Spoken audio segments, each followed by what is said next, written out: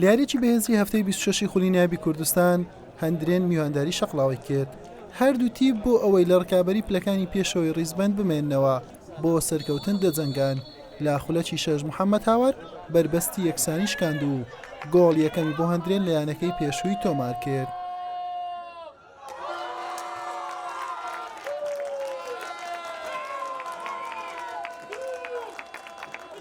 هەندرێن دەرفەتی زیاتریشی بۆ ڕەخسە جیاوازەکە زیاد بکات. لە خولەکی 35 ئەبولفەزل عەلی ئێرانی با لێدانێکی جوان ئەنجامەکەی بۆ شەقڵاوە یەکسان کردەوە.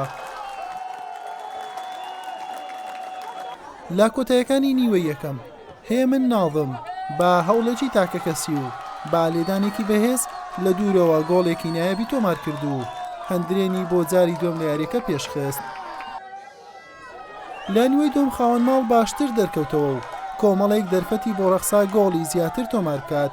لە خولەکی 68 لا بەرزکردنەوەیەکی ئاکۆ عوزێر لە لێدانی گۆشەوە سۆران عەزیز سوودی وەرگرت و بەسەر گۆڵی سێمی بۆ شینپۆشانی خاوەن ماڵ تۆمار کرد.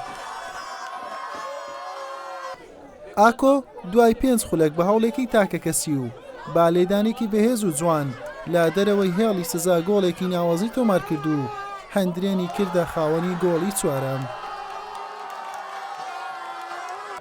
شەقڵاوە لە هەوڵ دابوو جیاوازیەکە کەم بکاتەوە.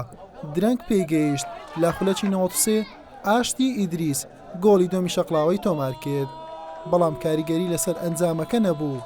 هەندرێن بە 4 گۆڵ بەرامبەر 2 گۆڵ سەرکەوتنی نووسیەوە. شەقڵاو بە زروفی زۆر ناخۆش تێپەڕێ، لایانی داراییان زۆر خراپە، کاریگەری لەسەر هەموو یاریزانەکان کردووە. هەر بۆیش لە کۆتایی خولەکە نێزیکە بینەوە ئەو کێشانی ڕوبەڕوویانی شەقڵاوە بەتەوە کاریگەری لەسەر ئەدای شەقڵاوەش هەیە.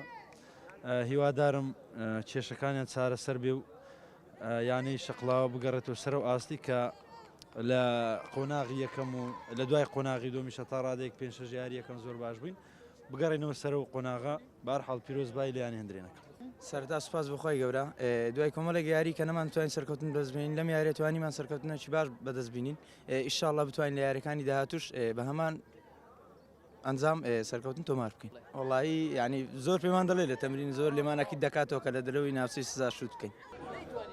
هەندرێن دوای 5 یاری لە تۆمار نەکردنی سەرکەوتن توانی بگەڕێتەوە ڕێچکەی بردنەوەکان و کۆی خاڵەکانی بۆ 35 خاڵ بەرز کردەوە و هەڵکشایە خانەی چوارەمی ڕیزبەندی. شەقڵاوەش بە 33 خاڵ پاشەکشەی کرد بۆ خانەی شەشەم و لە ڕکابەری نازناوەکە دابڕا. سێ محەممەد کەناڵی پێیام هەولێر.